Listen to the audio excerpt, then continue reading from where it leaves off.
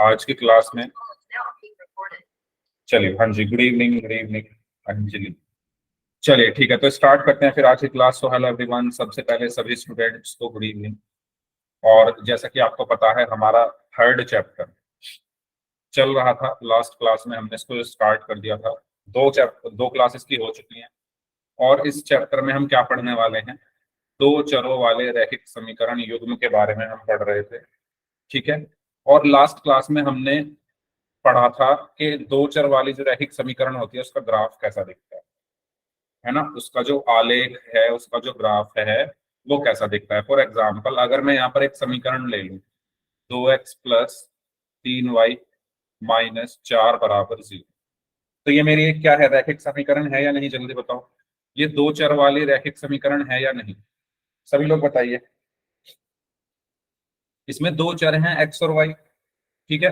चरों की जो घात है वो अधिकतम घात 1 है, और इसमें बराबर का निशान भी लगा हुआ है। तो ये क्या है? दो चर हैं, रैखिक है और समीकरण है। तो ये दो चर वाले रैखिक समीकरण है। तो मैंने आपको लास्ट क्लास में बताया था, इसका ग्राफ कैसा दिखता है बताओ। इसका जो आलेख है या इसका जो ग्राफ है वो कैसा बनता है, बताइए। सर एक सीधी रेखा। एक सीधी रेखा, वेरी गुड।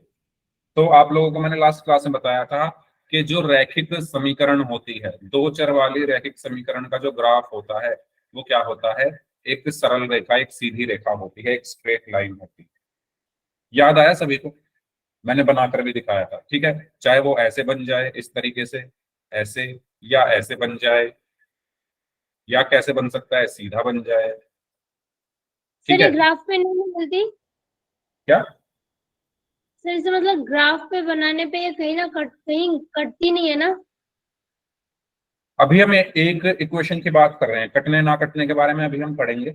जब जब दो इक्वेशन होंगी तब वहां पर कटने और ना कटने की बात होगी। अब जब ग्राफ एक ही है ना, एक ही ग्राफ बनेगा, एक समीकरण है तो एक लाइन खींचेगी इसकी, तो ये कहाँ कटेगी? किसी से नहीं कट सकती। तो अभी सिर्फ मैं आपको ये बता रहा हूँ कि अगर किसी एक समीकरण का आप ग्राफ बनाओ, एक रैखिक समीकरण का ग्राफ बनाओगे, तो एक सरल रेखा आती है, एक स्ट्रेट लाइन आती है, एक सीधी रेखा आती है। ठीक है। ये हमने लास्ट क्लास में डिस्कस किया था। ठीक है। उसके बाद मैंने आपको ये बताया था, मान लो इसका मैं ग्राफ कुछ इस तरीके से आया। मैंने मान लो ये एक्स और वाई एक्सिस खींची, और मान लो जो इसका ग्राफ है वो कैसा आया, ऐसे आ गया कुछ। माना है ये मैंने, है ना। अ, जरूरी नहीं ऐसा ही हो, ये जस्ट एग्जाम्पल के लिए एग्जाम्पल के लिए लिया है मैंने। ठीक है। तो मान लो इस समीकरण का जो ग्राफ है वो ऐसे बना। तो मैंने आपको लास्ट क्लास में ये चीज बताई थी कि इस ग्राफ पर जितने भी पॉइंट्स हैं, इस ग्राफ पर जितने भी क्या हैं, बिंदु हैं, बहुत सारे बिंदु होंगे भाई, एक लाइन पर तो बहुत सारे बिंदु होते हैं। तो इस पर जितने भी बिंदु हैं वो क्या करते हैं, वो क्या करते हैं, ये जो समीकरण है मेरी, ये जो समीकरण है जिसका ये ग्राफ है, उसको क्या करते हैं, सेटिस्फाई करते हैं, संतुष्ट करते हैं। यानी एलएचएस और आरएचएस इसमें बराबर होता है। ये बात मैंने आपको बताई थी लास्ट क्लास में। जल्दी बताओ कि जितने भी पॉइंट्स हैं इस ग्राफ पर, इस लाइन पर बहुत सारे पॉइंट्स है ना। हो सकता है 1,2 हो, या 2,3 हो, या 4,5, कुछ भी पॉइंट्स हो। जितने भी पॉइंट्स हैं इस ग्राफ पर, जब आप इन वैल्यूज को इस समीकरण में रखोगे तो वो इसको संतुष्ट करेंगे, यानी एलएचएस और आरएचएस बराबर होंगे। अगर वो संतुष्ट नहीं कर रहे हैं तो इसका मतलब वो पॉइंट इस ग्राफ पर नहीं। ये बात सभी को क्लियर हुई? लास्ट क्लास में मैंने बताया। बताओ, इसमें कुछ पूछना हो किसी को तो। अगर आपको चेक करना है कि भाई कोई बिंदु इसके ग्राफ पर आएगा या नहीं आएगा, तो आप उसको इसमें रख के देख लो। अगर एलएचएस और आरएचएस बराबर आ रहे हैं तो इसके ग्राफ पर है, और अगर नहीं आ रहे हैं तो नहीं है। ठीक है। तो ऐसे हमने बहुत सारी चीजें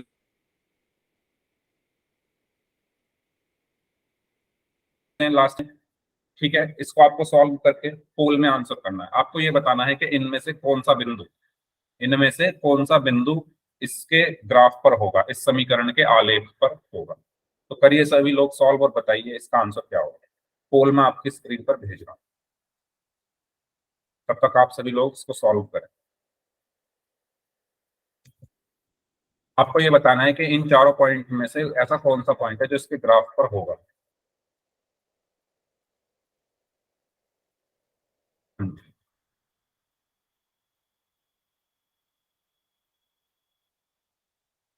करिए सॉल्व।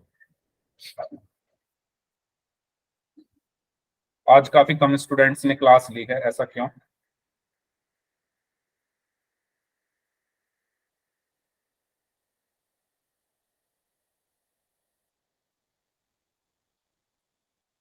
करिए इसको सभी लोग सॉल्व। ओके, एक बच्चे का आंसर आ चुका है, उनका आंसर एकदम सही है।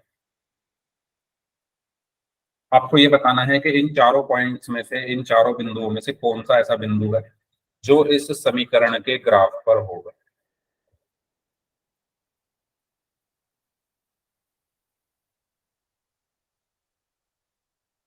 ओके। ओके,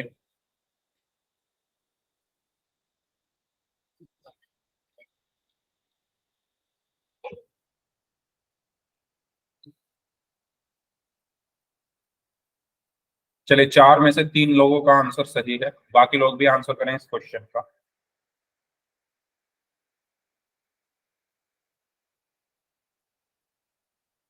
पांच में से तीन लोगों का आंसर सही है।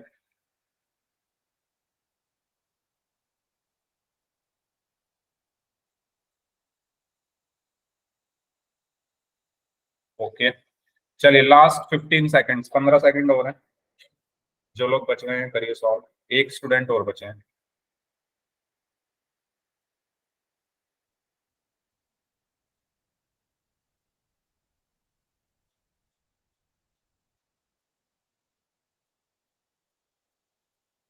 चलिए लास्ट 5 सेकेंड्स, 5, 4, 3, 2, 1।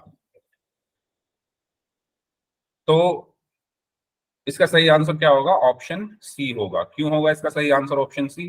भाई मैंने आपको अभी बताया, अगर कोई पॉइंट किसी समीकरण के ग्राफ पर है ना, अगर इनमें से कोई कोई भी पॉइंट इस समीकरण के ग्राफ पर होगा तो उसके होने की कंडीशन क्या है कि एलएचएस और आरएचएस बराबर आएंगे इन पॉइंट्स को रखने पर।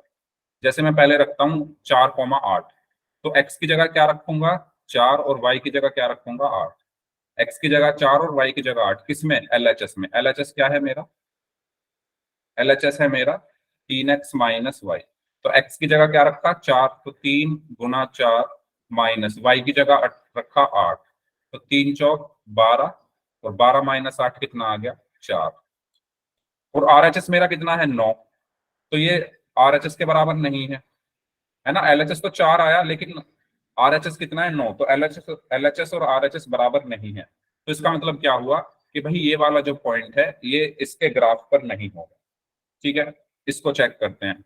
एक्स की जगह रखता हूँ 4, वाई की जगह 2। तो एलएचएस क्या है मेरा? 3x - y। तो एक्स की जगह क्या रखा? 4, माइनस वाई की जगह क्या रखा? 2। तो 3 × 4 = 12, 12 - 2 कितना आया? 10।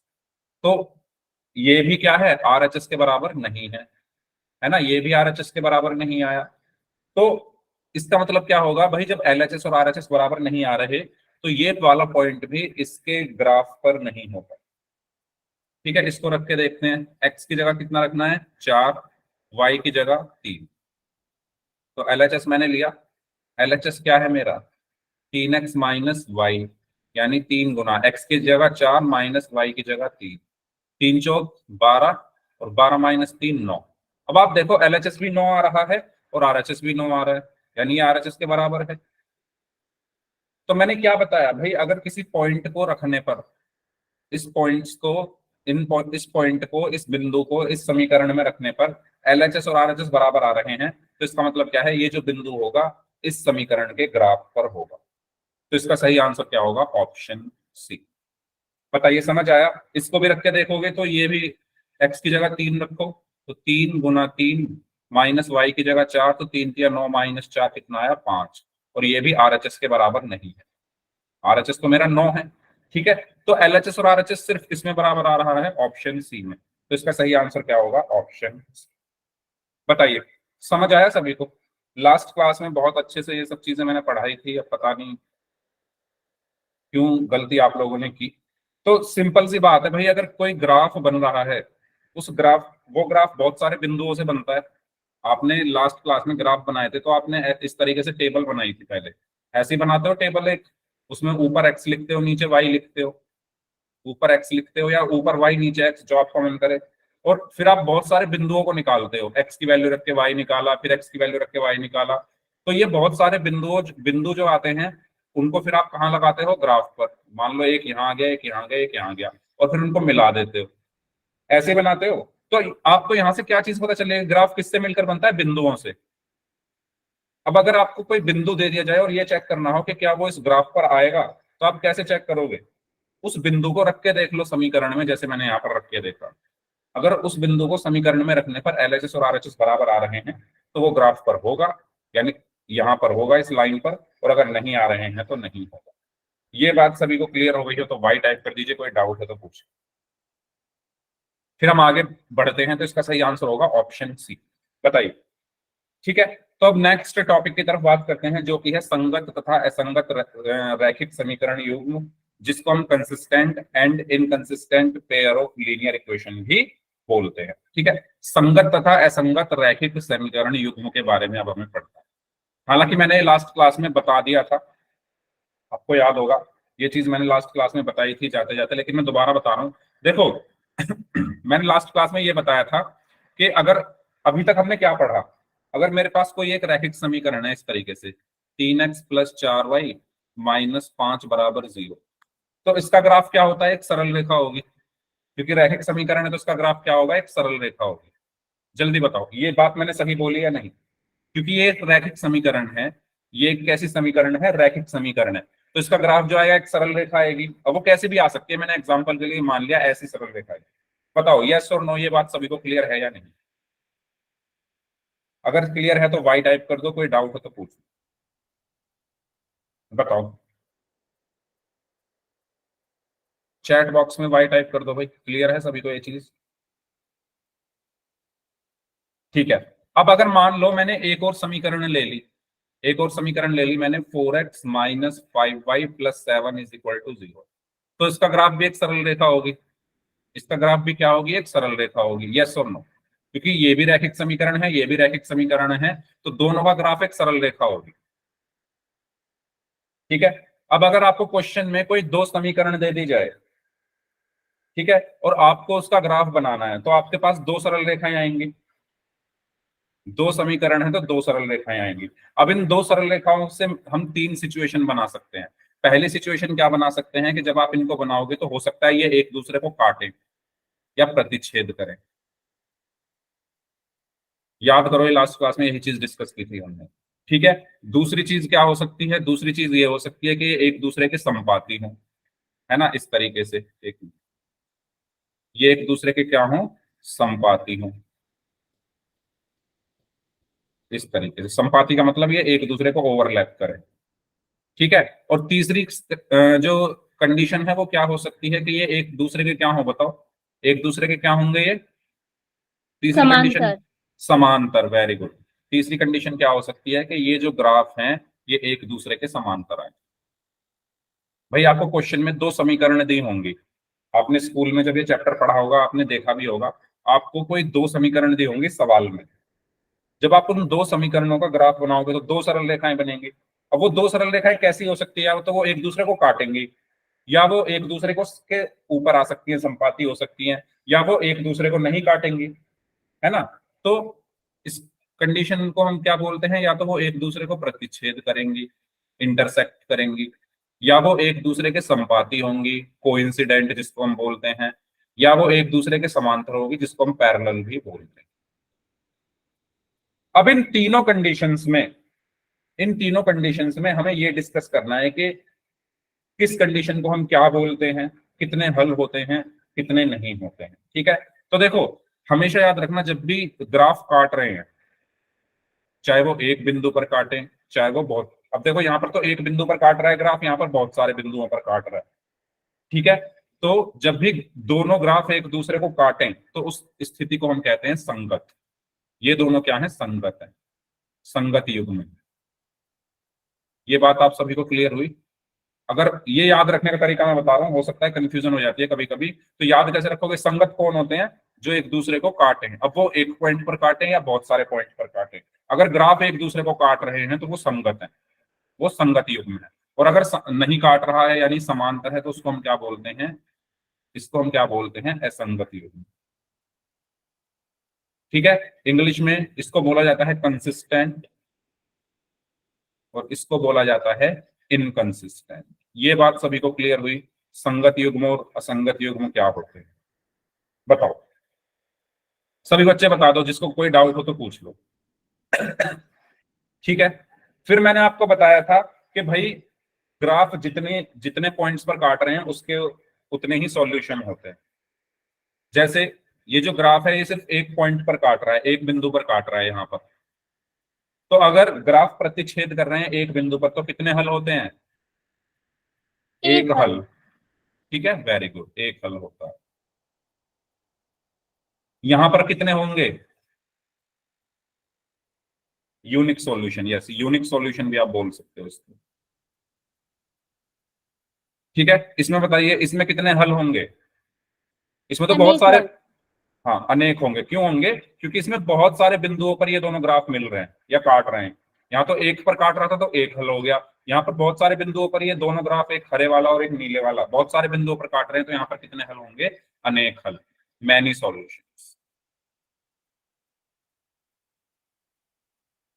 ठीक है। यहाँ पर तीसरे वाले में बताओ। कोई no solution. Solution, very good. क्योंकि यहाँ पर काट ही नहीं रहा ग्राफ, ग्राफ एक दूसरे को नहीं काट रहा, तो यहाँ पर क्या होगा? कोई हल नहीं होगा, नो सॉल्यूशन। तो ये बात सभी को क्लियर हुई? अगर ग्राफ एक बिंदु पर काट रहे हैं एक दूसरे को तो एक हल, बहुत सारे बिंदुओं पर काट रहे हैं तो बहुत सारे हल, और अगर नहीं काट रहे हैं तो कोई हल नहीं। ये तो आसान भाषा हो गई ये तो। ठीक है। दूसरी चीज, अगर आपको संगत असंगत याद करने में दिक्कत है तो आप ऐसे याद रख सकते हो, जो ग्राफ काटते हैं वो संगत हैं, जो नहीं काट रहे वो असंगत है।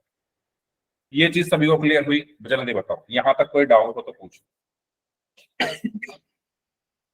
बताइए, आगे बढ़े। ठीक है, तो आगे बढ़ते हैं। तो ये मैंने आपको बताया तीन स्थितियां प्राप्त होती हैं, या तो वो प्रतिच्छेदी होगी, या वो संपाती होगी, या वो समांतर होगी। ओके। तो अगर रेखाएं प्रतिच्छेदी हो तो बताओ इसमें कितने हल होंगे? जल्दी जल्दी लिख दो सभी लोग, कितने हल होंगे अगर रेखाएं प्रतिच्छेदी है तो? सभी लोग लिखिए एक, वेरी गुड, क्योंकि एक जगह काट रही है तो एक हल। और इसके कितने ये संगत होगा या असंगत होगा? कंसिस्टेंट होगा या इनकंसिस्टेंट होगा? जल्दी जल्दी बता दो। ये मैंने लास्ट क्लास में आपको बता दी थी चीजें, इसलिए मैं दोबारा से यहाँ पर जल्दी जल्दी पूछ रहा हूँ। संगत होगा, वेरी गुड। ठीक है, तो आप चाहो तो इसका स्क्रीनशॉट ले सकते हो, एक हल होगा इसका और ये संगत होगा। अच्छा, हल कौन सा होगा? और वो जहां पर ये काट रही है, ये वाला पॉइंट।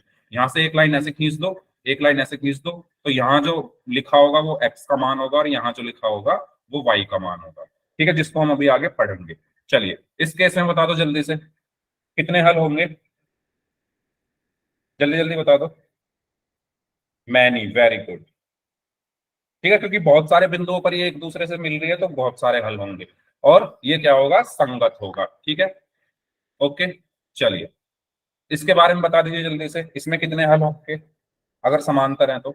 अगर रेखाएं समांतर हैं तो, यानी ग्राफ अगर समांतर है तो कोई हल नहीं होगा, वेरी गुड। और ये संगत होगा या असंगत होगा? असंगत होगा, वेरी गुड। ठीक है, तो अब बताओ जल्दी से, सभी को ये चीजें याद हो चुकी हैं? कभी भूलोगे तो नहीं? ग्राफ अगर आपको दे दिया जाए उसको देखकर पहचान लोगे कि क्या कह रहा है ग्राफ? ठीक है, ग्राफ बहुत कुछ बोलता है, तो अब वो क्या बोलता है वो अब आप लोग आसानी से जान चुके हैं। चलिए अब आगे बढ़ते हैं। अब देखो, यहां पर ये चीज पूछी गई है कि क्या आप बिना ग्राफ बनाए समीकरण को देखकर बता सकते हो कि जो समीकरणें हैं वो संगत होंगी, असंगत होंगी, या एक हल होगा, अनेक हल होंगे, या कोई हल नहीं होगा? जल्दी बताओ, बता सकते हैं? यस, बता सकते हैं, है ना? हमें अगर ग्राफ ना दिया हो और सिर्फ इक्वेशन दे दी हो, इक्वेशन को देखकर हमें बताना हो, ठीक है, तो यस, इसका आंसर होगा हाँ, हम बता सकते हैं। तो इसमें हम कैसे बता सकते हैं? हम उसमें ऐसे बता सकते हैं कि अगर आपके पास कोई दो समीकरण है, एक ये और एक ये, a1x plus b1y plus c1 is equal to 0, दूसरी है a2x plus b2y plus c2 is equal to 0। अगर आपके पास कोई दो समीकरणें हैं, अच्छा यहाँ पर a1 b1 और c1 क्या है? कोई भी संख्या हो सकती है, a1 b1 c1 a2 b2 c2, ये क्या है? संख्याएं हैं। अच्छा, हमने ये सब निकालना सीखा था, याद करो, जब इस चैप्टर की पहली क्लास हुई थी तो हमने a b और c के मान निकाले थे, याद है सभी को? इस चैप्टर की जब पहली क्लास हुई थी, अब वो यहाँ पर काम आएंगे। ठीक है, यहाँ पर हमें A1 B1 C1 A2 B2 C2 के मान निकालने पड़ेंगे। तो इसमें 3 कंडीशन होती है। ठीक है, पहली कंडीशन क्या है कि भाई अगर A1 अपॉन A2 निकाला आपने और B1 अपॉन B2 को निकाला आपने और वो एक दूसरे के बराबर नहीं आए, तो इस कंडीशन में बताओ कितने सॉल्यूशन होते हैं, किसको याद है? इस कंडीशन को हम क्या बोलते हैं? One solution. Very good. इस कंडीशन में होते हैं सिर्फ एक हल। इस कंडीशन में सिर्फ एक हल होता है। और ये संगत होगा या असंगत? अच्छा, एक हल है तो इसका ग्राफ कैसा रहा होगा बताओ? अगर कोई इक्वेशन ऐसी है जिसमें A1 upon A2 is not equal to B1 upon B2 है, तो इसका ग्राफ कैसा रहा होगा? एक हल है तो प्रतिच्छेदी रेखाएं रहा होगा ना भाई। पर एक हल तो वहां होगा जहां पर एक पॉइंट पर काटे ग्राफ एक दूसरे को। ठीक है, और ये संगत होगा या असंगत, जल्दी बताओ? ये कैसा होगा? संगत होगा। संगत क्यों होगा? क्योंकि ये एक पॉइंट पर काट रहा है। ठीक है, इस तरीके से आप रिलेट करके पढ़ सकते हो इनको। ठीक है, अपने मन में आप सोच सकते हो कि भाई इस कंडीशन में एक हल होता है, तो सोचो अपने माइंड में ग्राफ कैसा रहा होगा इसका। कुछ ऐसा रहा होगा, प्रतिच्छेदी रेखाएं। ठीक है, और उसको हम क्या बोलते हैं? संगत। दूसरी कंडीशन क्या होती है कि भाई A1 अपॉन A2 जो है वो बराबर आ गया B1 अपॉन B2 के, और बराबर आ गया C1 अपॉन C2 के भी। तो इस केस में क्या होता है बताओ? इस केस में क्या होता है? Many solutions. पक्का? हाँ जी, बताइए।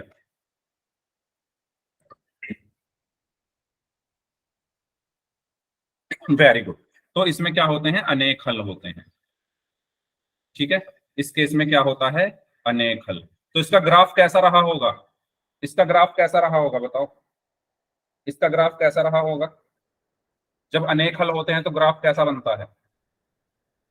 संपाती। संपाती। Very good. ठीक है, ऐसे रहा होगा, एक दूसरे के ऊपर आ रहे होंगे दोनों ग्राफ। और इस केस को भी हम क्या बोलेंगे? संगत। ठीक है, इसको भी हम क्या बोलेंगे? संगत। ठीक है, तीसरी कंडीशन ये आती है कि अगर A1 अपॉन A2 बराबर है B1 अपॉन B2 के, लेकिन बराबर नहीं है C1 अपॉन C2 के, तो उस केस में क्या होगा बताओ? कोई हल नहीं। Very good, no solutions. तो इस केस में हमारा कोई हल नहीं होता, यानी इसका ग्राफ कैसा रहा होगा? समांतर रेखाएं। ठीक है, और ये क्या होगा? असंगत युग्म। तो ये चीज सभी को क्लियर हो गई। तो अगर आपको बिना ग्राफ देखे पता करना है तो इन 3 चीजों से आप पता कर सकते हो। ओके, तो जल्दी जल्दी एक बार फिर से डिस्कस कर लेते हैं। तो ये 3 कंडीशन होंगी, या तो ये बराबर नहीं होंगे। अगर ये बराबर हैं तो ये C1 अपॉन C2 के भी बराबर हो सकते हैं, और अगर ये बराबर हैं तो क्या पता है C1 अपॉन C2 के भी बराबर ना हो। तो इन तीनों कंडीशन में क्या क्या होता है? इसमें क्या क्या क्या होता है? एक हल होता है। ठीक है, और इसको हम क्या बोलते हैं? संगत बोलते हैं। ठीक है, इस कंडीशन में क्या होता है? अनेक हल होते हैं,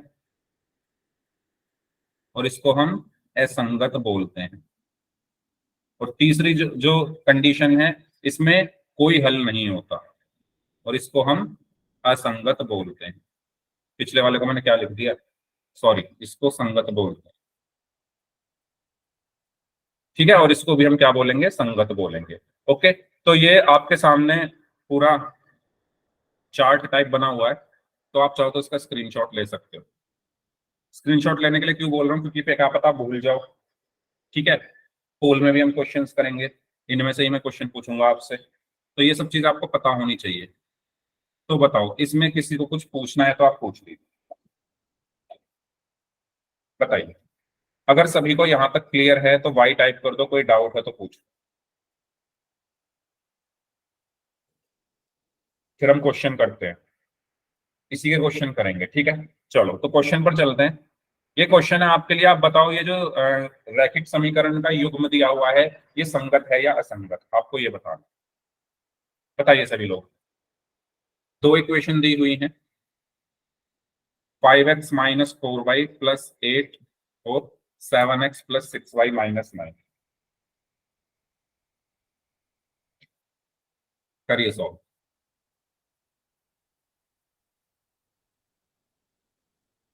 एक तो ये दी हुई है संगत। ओके, अंजलि और प्रियंका का आंसर आ चुका है, वो संगत बोल रहे हैं।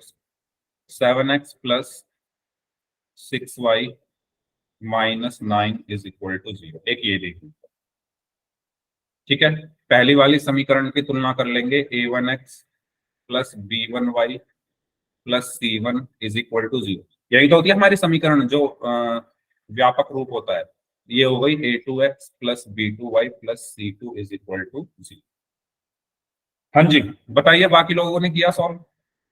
देखो, सबसे पहला स्टेप हमको क्या करना है, ध्यान से समझेंगे बाकी लोग। हमें दो समीकरण दी हुई है, दोनों को लिख लो, है ना। एक की तुलना इससे कर लो, दूसरे की तुलना इससे कर लो। एक पहले वाले की तुलना या जिसका मन करे, जिससे करनी है उससे कर लो, ठीक है। इसकी मैंने की है a1x plus b1y plus c1 बराबर 0 से। इसकी तुलना कर लो a2x plus b2y plus c2 बराबर 0 से। तो आप सबसे पहले निकालो a1 कितना होगा। a1 कितना होगा, a1 कहाँ लिखा है, x के साथ। इसमें x के साथ क्या लिखा हुआ है, 5, तो a1 हो गया 5। ठीक है, b1 कितना होगा, b1 कितना होगा, b1 कहाँ है, y के साथ, तो इसमें y के साथ क्या लिखा हुआ है, -4, तो b1 हो गया -4। ठीक है, 4 नहीं होगा अनुज, -4 साइन के साथ लेना है हमें, ठीक है। उसके बाद C1, C1 क्या क्या होता है, अचर हमारा, तो इसमें अचर क्या है, प्लस का 8। ठीक है, तो C1 आ गया 8। ओके, अब इसकी बारी आती है, A2 कितना है इसमें, A2 किसके साथ लिखा हुआ है, x के साथ, तो x के साथ यहाँ पर क्या लिखा हुआ है, 7, तो A2 हो गया 7। B2 कितना लिखा हुआ है, अच्छा B2 कितना होगा यहाँ पर, B2 किसके साथ लिखा हुआ है, y के साथ, तो y के साथ यहाँ पर क्या है, प्लस का 6, तो B2 हो गया 6। C2 क्या है मेरा, अचर, तो इसमें अचर क्या है, -9, तो C2 हो गया -9। बताओ, पहले हमने A1 B1 C1 A2 B2 C2 की वैल्यूज फाइंड आउट कर ली, ठीक है। अब इसके बाद हम क्या करेंगे, इसके बाद हम क्या करेंगे, A1/A2 निकालो। A1/A2 कितना आया, A1 कितना है 5, A2 कितना है 7, 5/7। ठीक है, B1/B2 निकालो। B1 कितना है, -4, B2 कितना है 6, -4/6। देखो, अगर मान लो ये दोनों बराबर आ जाते तो मैं C1/C2 निकालता। ये बात सभी को क्लियर हुई। अगर ये दोनों बराबर आ जाते, क्योंकि अब ये बराबर नहीं है, तो मुझे C1/C2 निकालने की जरूरत नहीं है। अगर ये बराबर आ जाते तो मैं C1/C2 को भी निकाल देता, ठीक है। अब अगर मैं इन दोनों को देखूं तो यहां पर ये कट जाएंगे, 2 × 3 = 6, 2×2 = 4, तो यहां पर आ गया -2/3। तो यहां आपको क्या मिल चुका है, आप साफ साफ यहां पर देख पा रहे हैं कि A1/A2 बराबर नहीं आ रहा है B1/B2 के। तो सभी बच्चे मुझे बताओ, तीनों कंडीशन बताओ। हालांकि इसमें सिर्फ ये पूछा है ये संगत है या असंगत, पर मैं आपसे 3 चीजें पूछूंगा, आप सभी को तीनों बतानी है, क्योंकि मैं चाहता हूं आपको सब कुछ पता हो। मुझे ये बताओ, इसका ग्राफ कैसा होगा, इसका ग्राफ कैसा होगा, या पहले ये बताओ इसके कितने हल होंगे, कितने हल होंगे इसके, एक हल होंगे। एक हल होगा, वेरी गुड। इसका ग्राफ कैसा होगा, प्रतिच्छेदी। प्रतिच्छेदी, वेरी गुड। ठीक है, और तीसरी चीज जल्दी से बता दो आप लोग, ये संगत है या असंगत, संगत। संगत, वेरी गुड। ठीक है, तो देखो आपने तीनों चीजें यहां पर रिवाइज कर ली, ठीक है।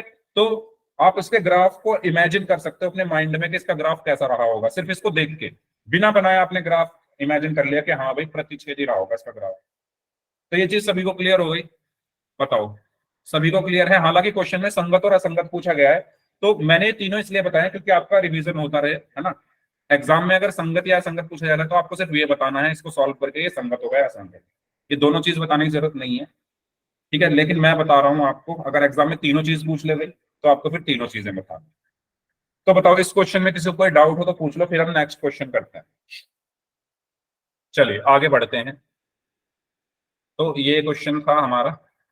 अगर आप स्क्रीनशॉट लेना चाहते हो तो इसका स्क्रीनशॉट ले सकते हो, पूरा सॉल्यूशन यहाँ पर है, ठीक है। इसके बाद नेक्स्ट क्वेश्चन पर हम चल रहे हैं, इसको सॉल्व करिए, इसको सॉल्व करिए। आपको बताना है कि ये जो समीकरणें दी हुई हैं दो, ये संगत हैं या असंगत, करिए सॉल्व। सभी लोग सॉल्व करेंगे इसको।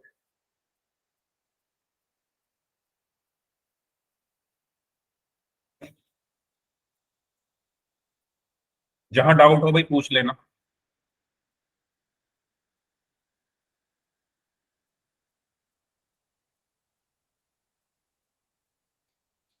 असंगत, ओके।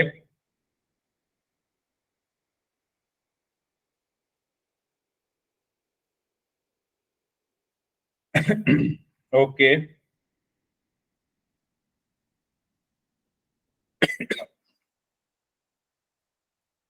असंगत असंगत असंगत, ओके। सर दोनों के साइन भी बराबर होने चाहिए। साइन मतलब समझा माइनस नहीं। प्लस। हाँ, बराबर होने का मतलब यही है कि साइन भी बराबर हो और संख्याएं जो आ रही हैं वो भी बराबर हो, तभी तो बराबर होगी कोई चीज। साइन वगैरह सब हमें देखना होता है। असंगत आ रहा है, चलो चेक कर लेते हैं। तो देखो, सबसे पहले मैं इसको किस में लिखूंगा? मैं इसको सबसे पहले अपने व्यापक रूप में लिख लेता हूँ। व्यापक रूप मेरा क्या होता है? इन व्यापक रूप मेरा क्या होता है भाई? एक तो ये होता है a1x plus b1y plus c1 is equal to 0। ठीक है, दूसरा क्या होता है? a2x plus b2y plus c2 is equal to 0। देखो, पिछला जो क्वेश्चन था वो लिखा हुआ था व्यापक रूप में ऑलरेडी, तो इसलिए हमने यहाँ पर कुछ चेंज नहीं किया। ये नहीं लिखा हुआ तो मैं पहले इसको व्यापक रूप में लिखूंगा, जनरल फॉर्म में लिखूंगा। तो 8 इधर आ जाएगा, तो ये हो गया 2x माइनस 3y माइनस का 8 बराबर में 0। ठीक है, 9 इधर आ गया, 4x माइनस 6y माइनस 9 बराबर में 0। ओके, अब सबसे पहले a1 निकालते हैं। तो बताइए a1 कितना होगा, सभी लोग बताइए। a1 किसके साथ लिखा हुआ है? x के साथ। कितना होगा a1 बताइए चैट बॉक्स में। 2, वेरी गुड। a1 किसके साथ लिखा हुआ है? x के साथ, और x के साथ क्या है? 2। b1 कितना होगा? b1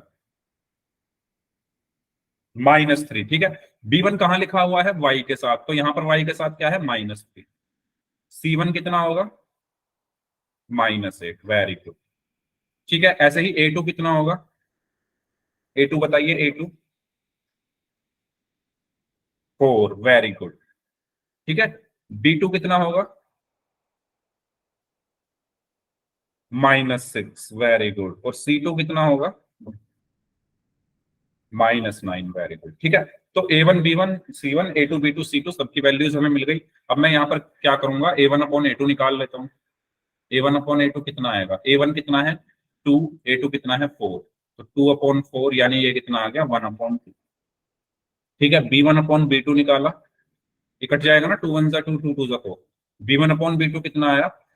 -3 upon -6, -3 upon -6। तो माइनस से माइनस कट गया, 3 1 1 3 2 6, तो ये भी कितना आ गया? 1/2।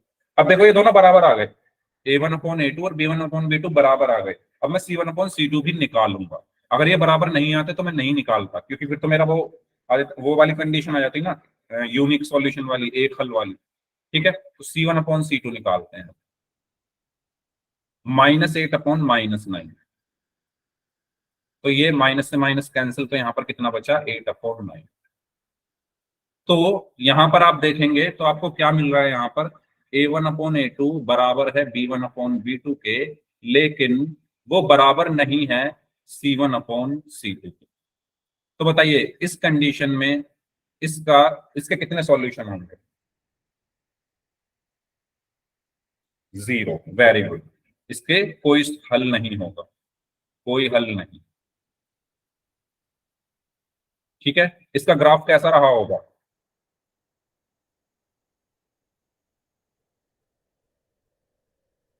संपाती। अगर कोई हल नहीं है तो ग्राफ कैसा बनता है? पैरेलल। Anjali, very good. कोई बात नहीं शिवा। समांतर, वेरी गुड। ठीक है, तो अगर कोई हल नहीं है तो ग्राफ कैसा बनता है? समांतर। और इस केस में अगर समांतर ग्राफ है तो वो संगत होता है या असंगत? वो होता है क्या? बताओ जल्दी से। असंगत, वेरी गुड अनुज, असंगत। ठीक है, तो हमें इसमें क्या बताना था कि भाई ये संगत है या असंगत, तो हम क्या बोल देंगे? ये असंगत है। क्लियर हुआ सभी को? ये क्वेश्चन बताइए, कोई डाउट हो इसमें तो पूछ लीजिए। ओके, इस तरीके से हमें इन क्वेश्चंस को करना है। आगे बढ़ते हैं, चलिए। तो यही क्वेश्चन हमने अभी अभी किया। इसको सॉल्व करके बताइए, संगत होगा या असंगत, कंसिस्टेंट है या इनकंसिस्टेंट। करिए इसको सॉल्व।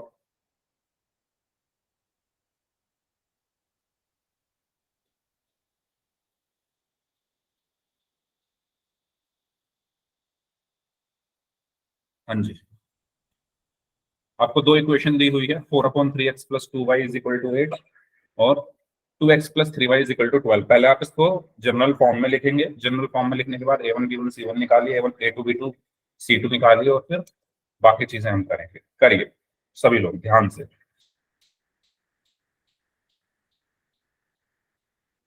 हाँ जी।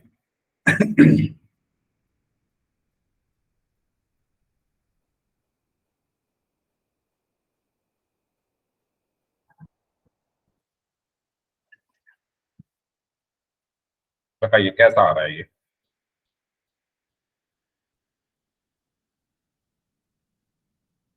ओके, अंजलि का आंसर आया है संगत।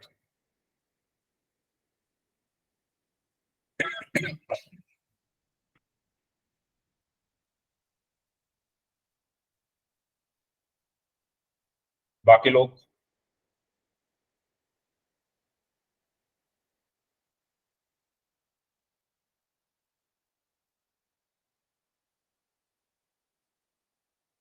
बाकी किसी का आंसर नहीं आया क्या अभी?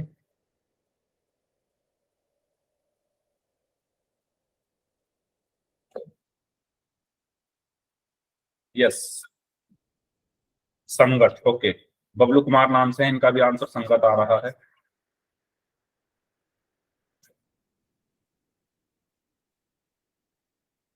यस, करिए सभी लोग सॉल्व इसको। ये सभी क्वेश्चंस आपकी बुक में भी हैं, ठीक है, तो वहां से आप इनकी प्रैक्टिस कर सकते हो।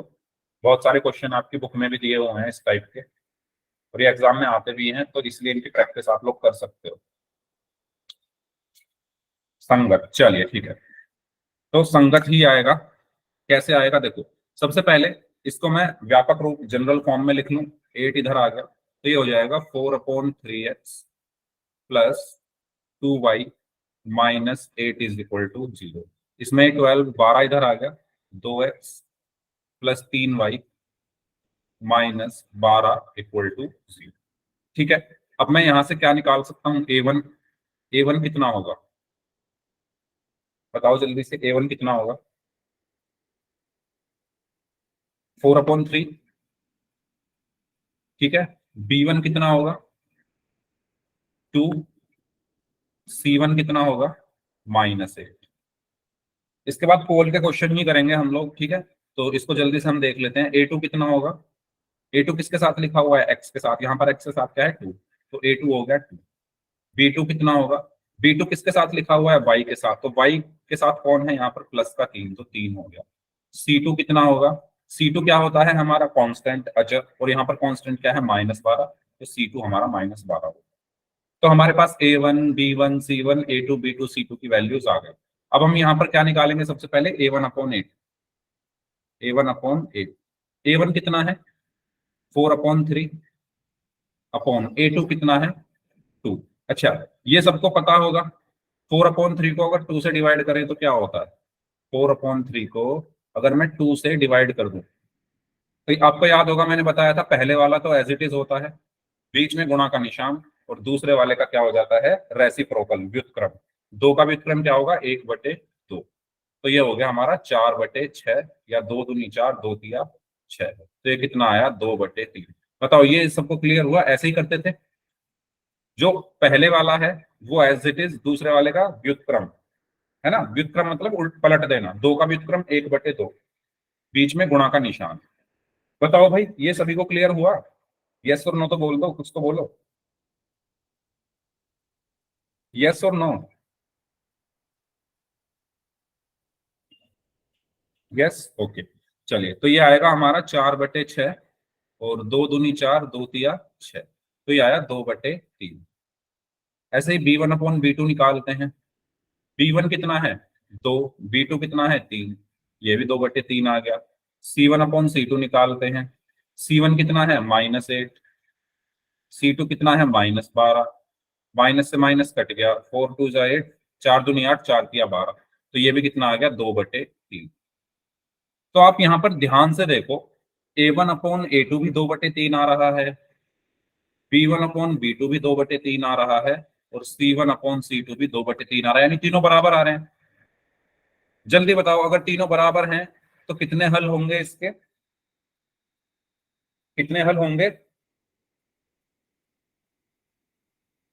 मैनी, वेरी गुड, इसके अनेक हल होंगे, मैनी सॉल्यूशन।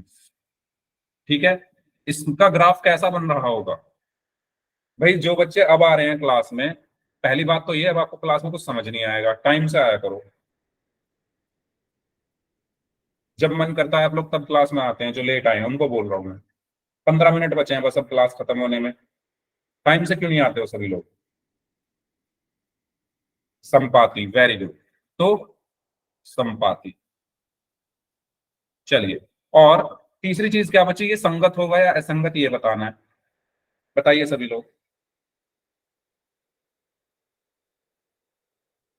संगत, वेरी गुड। ठीक है, तो अनेक हल होंगे, ये संपाती होगा और ये संगत होगा, तो इसका सही आंसर क्या होगा? ये क्या होंगे? संगत होंगे। ये चीज सभी को क्लियर हुई? यस और नो जल्दी बताओ, कोई डाउट हो तो पूछ लीजिए, कोई डाउट हो तो पूछ लीजिए।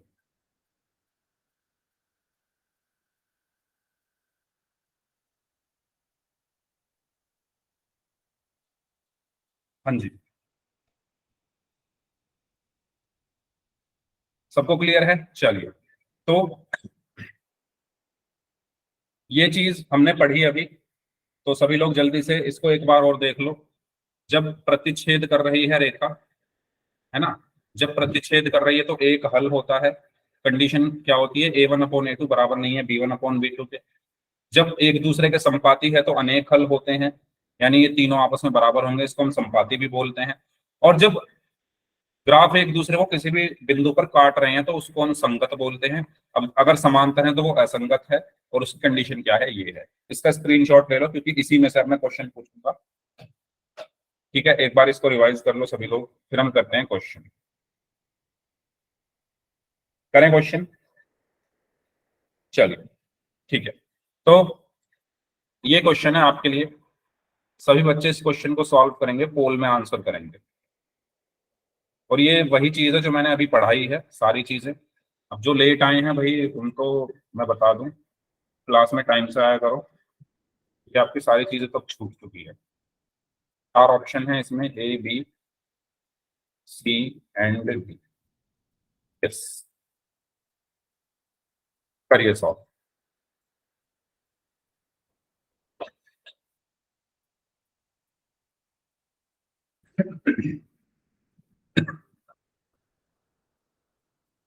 सभी लोग सॉल्व करेंगे।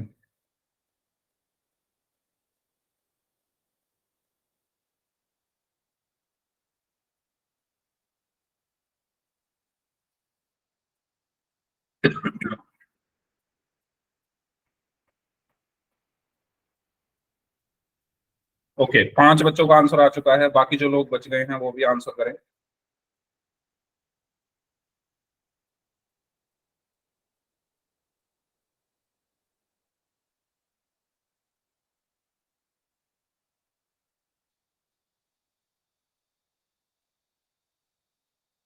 सात में से 5 लोगों का आंसर सही है, 2 का गलत है।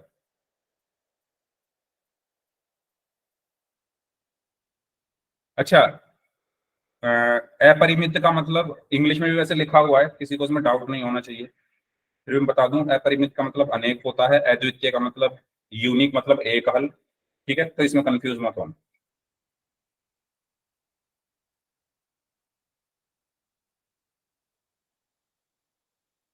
बाकी लोग भी सॉल्व करें भाई।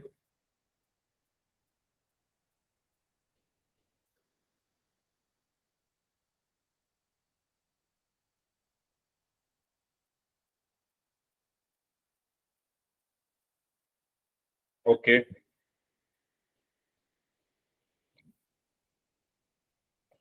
9 में से 7 बच्चों का आंसर सही है। क्लास में जो लोग बच गए हैं वो भी इसको जल्दी से सॉल्व कर दीजिए, आपके पास लास्ट 15 सेकेंड्स हैं।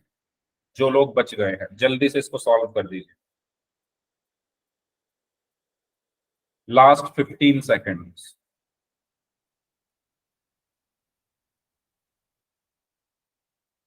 Last 5 seconds.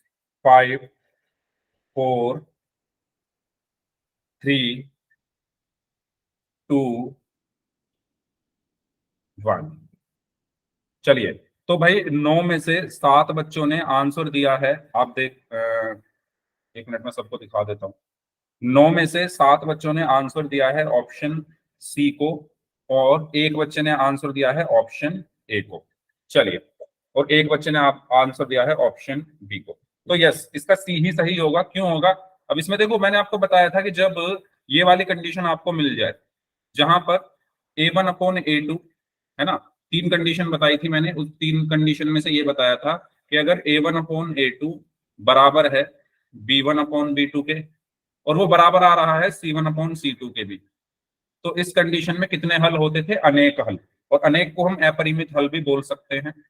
ठीक है, अपरिमित हल या अनेक हल या मैनी सॉल्यूशंस। ठीक है, तो जब ये तीनों बराबर होते हैं तो उस केस में अनेक हल होते हैं, यानी संपाती ग्राफ होता है इसमें, है ना। ये चीज सभी को क्लियर हुई? तो इसके सही सही आंसर क्या होगा? अपरिमित हल, यानी ऑप्शन सी।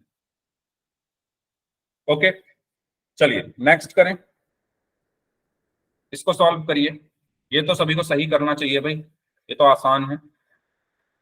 पोल में करना है आंसर, पोल में आपकी स्क्रीन पर भेज रहा हूं।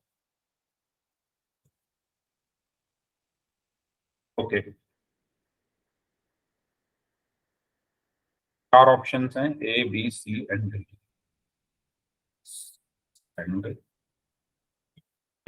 पोल मैंने आपकी स्क्रीन पर भेज दिया है। सही बच्चे पोल सेक्शन में जाकर इसका आंसर करें। आपको ये बताना है कि अगर A1/A2 बराबर नहीं है B1/B2 के, तो उस केस में क्या होगा।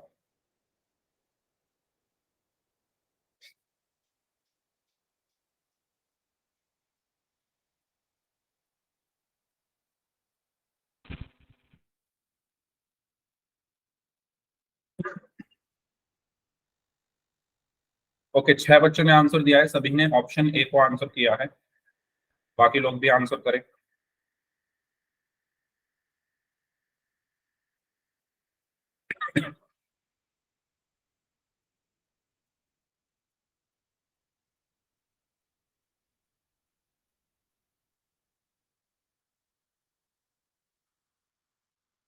ओके, 7 लोगों का आंसर आ चुका है। 8 लोगों का आंसर आ चुका है। 3 लोग और बचे हैं, वो भी आंसर कर दीजिए इस क्वेश्चन का जल्दी से।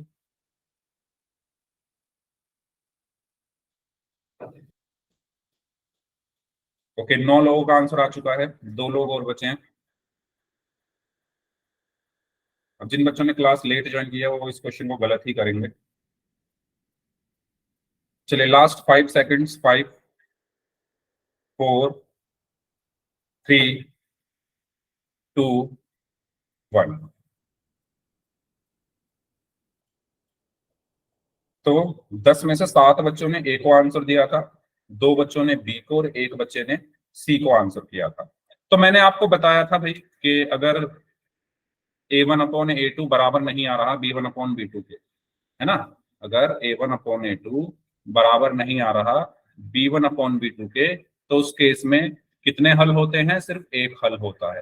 यानी इसको हम अद्वितीय हल भी बोल सकते हैं, यूनिक सॉल्यूशन भी बोल सकते हैं, अद्वितीय। ठीक है, जो आपका मन करे आप वो बोल सकते हैं। तो इसका सही आंसर क्या होगा? ऑप्शन। ठीक है, एक और क्वेश्चन करें नेक्स्ट पोल में, बताइए। यहां तक सबको क्लियर है चीजें? कोई डाउट हो तो पूछिए। ठीक है, इसमें आपको बताना है कि इसमें 2 इक्वेशन आपको दी हुई है, बताना है कि इसमें कौन सा जो ऑप्शन है वो सही होगा। करिए सॉल्व। तब तक मैं पोल आपको भेज रहा हूँ।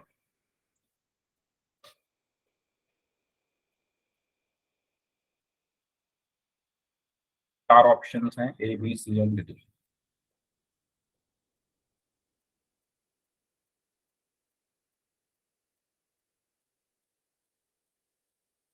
यस।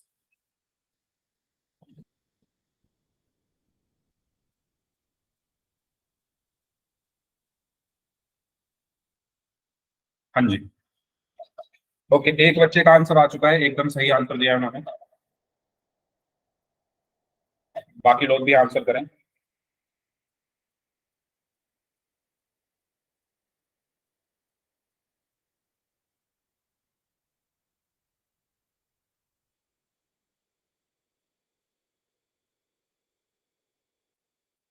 सभी लोग आंसर करेंगे इस क्वेश्चन का, इजी क्वेश्चन है, अभी में हमने बहुत सारे क्वेश्चन ऐसे किए थे, आपको याद होगा।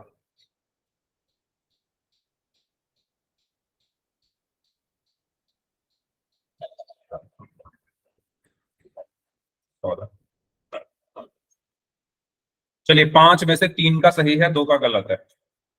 भाई कंडीशन सारी बताई है मैंने, पहले A1 A2 B1 B2 C1 C2 निकालो, उसके बाद A1/A2 B1/B2 C1/C2 निकालो, उसके बाद चेक करो कौन सी कंडीशन फिट बैठ रही है। तीनों कंडीशन मैंने आपको बता रखी है, ध्यान से सॉल्व किया करो भाई क्वेश्चन।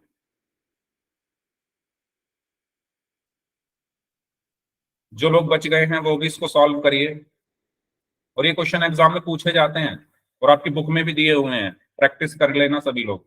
बाकी होमवर्क तो आपको मिलेगा, उसकी भी आप उससे भी आप प्रैक्टिस कर सकते हो। चलिए, लास्ट 30 सेकेंड्स हैं, जो लोग बच गए हैं जल्दी से सॉल्व करिए।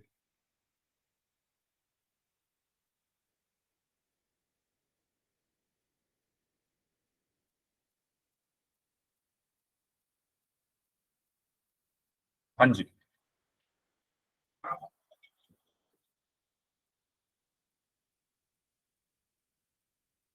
भाई क्यों कर रहे हो इतनी गलतियां? सब कुछ आपको बता दिया है मैंने, फिर भी गलतियां कर रहे हो।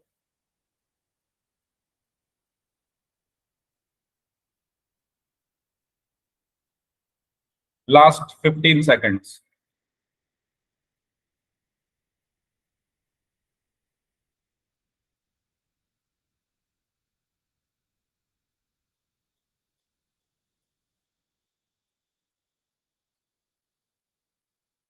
Last 5 seconds. 5 4 3 2 1। चलिए, तो हमें दो इक्वेशन इसमें दी हुई है, ठीक है। पहली क्या दी हुई है? 6x-3y प्लस में 10 बराबर 0। दूसरी क्या दी हुई है? 2x-y प्लस में 9 बराबर 0। ठीक है, सबसे पहले मैं इनकी तुलना कर लेता हूं। ओके, सबसे पहले मैं क्या करूंगा, इनकी तुलना कर लूंगा। किससे तुलना करूंगा? A1x plus B1y plus C1 बराबर 0 की तो इससे कर लेंगे, और A2x plus B2y plus C2 बराबर 0 की इससे कर लेंगे। तो A1 कितना आएगा भाई? सभी लोग बताइए A1 कितना आएगा। A1 किसके साथ लिखा हुआ है? x के साथ। यहां पर x के साथ क्या लिखा हुआ है? 6, तो A1 आया 6। A2 की A2 नहीं, B1। B1 कितना आएगा? B1 किसके साथ है? B1 किसके साथ है? y के साथ। यहां पर y के साथ कौन है? -3, तो B1 आया -3। ठीक है, C1 कितना आएगा? C1 क्या होता है? अचर, यानी 10। ऐसे ही A2 कितना आएगा? A2 किसके साथ लिखा हुआ है? x के साथ। यहाँ x के साथ क्या है? 2, तो A2 आया 2। B2 कितना आएगा? B2 किसके साथ लिखा हुआ है? y के साथ। यहाँ पर y के साथ क्या है भाई? अगर कुछ नहीं होता तो वहां पर 1 होता है ना, तो ये -1 हो गया, तो B2 कितना हो गया? -1। ठीक है, और C2 कितना हो गया? 9। आपके पास A1 आ गया, B1 आ गया, ठीक है, C1 आ गया, A2 आ गया, B2 आ गया, C2 आ गया। आपके पास सारी चीजें आ चुकी है। अब आपको क्या निकालना है? अब आप एक एक करके निकाल लीजिए। पहले हम निकालते हैं A1/A2। A1/A2 कितना होगा? 6/2। दो एकम दो, दो तिया 6, तो ये आया 3। ठीक है, B1/B2। B1/B2 कितना आएगा? -3/-1। -3/-1। माइनस से माइनस कैंसिल हो गया, तो ये भी आ गया 3। C1/C2 कितना आएगा? 10/9। 10/9 आ गया। तो भाई अब आप यहाँ ध्यान से देखो, क्या कंडीशन बन रही है आपकी। A1/A2 जो है वो बराबर आ रहा है B1/B2 के, लेकिन वो बराबर नहीं आ रहा C1/C2 के। यही तो बन रहा है, बताओ जल्दी। सभी लोग बताइए, यहां तक सबको क्लियर हुई चीज है? जल्दी जल्दी एक बार चैट बॉक्स में वाई टाइप करके बताओ। सभी लोग जल्दी से चैट बॉक्स में वाई टाइप करके बता दीजिए। ठीक है, वेरी गुड। तो ये किसकी कंडीशन होती है? किसकी कंडीशन होती है ये? इस कंडीशन में क्या होता है? कोई हल नहीं होता। इस कंडीशन में क्या होता है? कोई हल नहीं। अरे यही तो बताया था मैंने, कोई हल नहीं, समांतर होती हैं रेखाएं। बताओ जल्दी, ये चीज सभी को क्लियर हुई या नहीं? तो इसका सही आंसर क्या होगा? Option B. ओके, ठीक है, तो इस क्लास को हम यहीं तक रखते हैं। इसका सही आंसर ऑप्शन बी होगा। अब जिसको कोई डाउट है वो लोग अपने डाउट्स पूछ लीजिए। इससे अगली क्लास में हम पढ़ेंगे ग्राफ। अगर हमें बनाने हो, दो समीकरणें हमें दी हो और उनका ग्राफ बनाना हो, तो कैसे हम बनाते हैं, क्या क्या उसमें कंडीशन होती है। ठीक है, चलिए। तो जिनके डाउट्स हैं वो लोग अपने डाउट्स पूछ सकते हैं और बाकी लोग जा सकते हैं।